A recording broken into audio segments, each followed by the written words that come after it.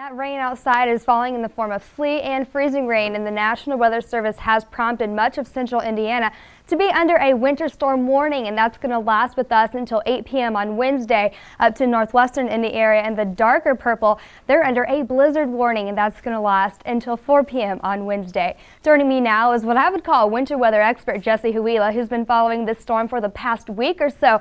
Jesse, what's the details with this storm? Well, it's going to be a monster, that's for sure. This outside that you might be seeing right now, you've noticed the ice is starting to accumulate. This is just part one, and this is the weaker part of this monster storm system taking shape across the Midwest.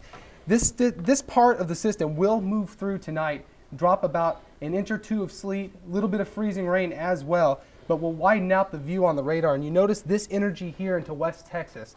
This will start to take a dip to the south, and it'll start moving up to the northeast, and it'll bring a lot of moisture with it. Dangerous ice accumulations are likely, slick roads sometimes impassable, power lines down, power outages are very likely. And you see temperatures right now will support winter weather. 19 degrees here in Muncie, 26 in Indianapolis. Now, Jesse, as you mentioned, it's freezing rain outside right now. Can you explain to us a little bit why it's falling as freezing rain and not necessarily snow? Absolutely.